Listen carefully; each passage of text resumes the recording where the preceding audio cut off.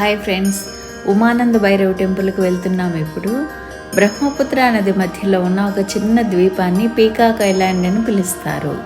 కాళికా పురాణం ప్రకారము శివుడు ఇక్కడ ధ్యానంలో ఉన్నప్పుడు మన్మథుడు పుష్పబాణాలు వేసి ధ్యానభంగం చేశాడని శివుడు తన 3వ నేత్రాన్ని తెరిచి భస్మం చేస్తారు. అందుకని అప్పటి నుండి భస్మాచలగా ప్రసిద్ధి చెందింది ఈ ద్వీపం. కామాఖ్య మందిరం నుండి 7 to 8 కిలోమీటర్స్ దూరంలో ఉంటుంది టెంపుల్. బోట్లో జర్నీ చేయాల్సి ఉంటుంది. ఆన్లైన్ బుకింగ్ చేసుకోవచ్చు అప్ అండ్ డౌన్, లేకపోతే డైరెక్ట్గా టికెట్స్ తీసుకుని బోట్ ఎక్కవచ్చు. కామాఖ్యాదేవి దర్శనం తర్వాత ఉమానంద భైరవ్ దర్శనం చేసుకున్నట్లయితే తీర్థయాత్ర ఫలం దక్కుతుందని భక్తులు విశ్వసిస్తారు.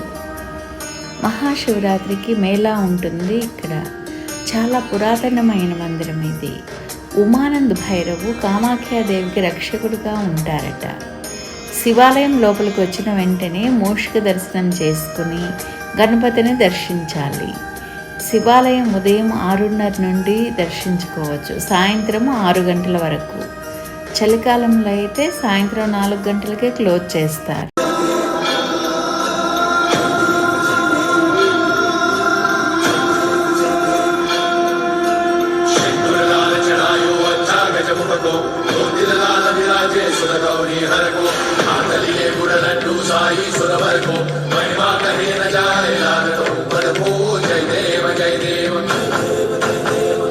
श्री गणराज विद्या सुखदाता धन्य तुम्हारो दर्शन मेरा मन रमता।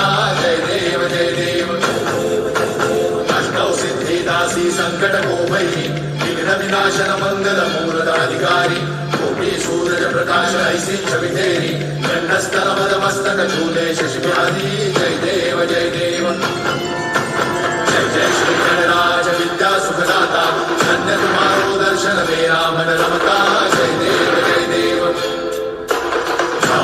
से कोई शरणागत आवे सन्नत संपद सबरी भरपूर भावे ऐसे तुम महाराज को अति भावे जो सारी नंदन विष्णु गुण गावे।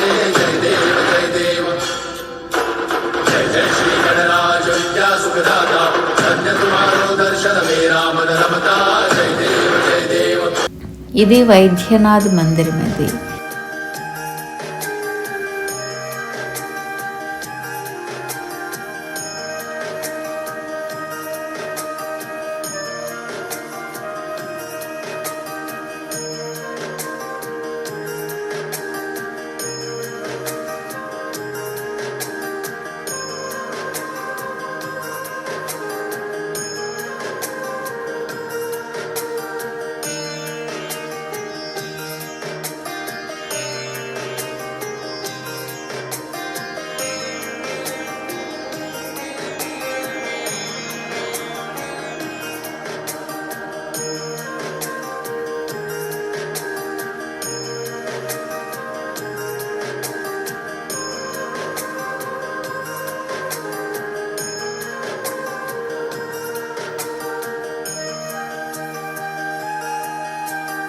శివదర్శనం చేసుకుని రిటర్న్ కామాఖ్యకు బయలుదేరాం బోట్లో.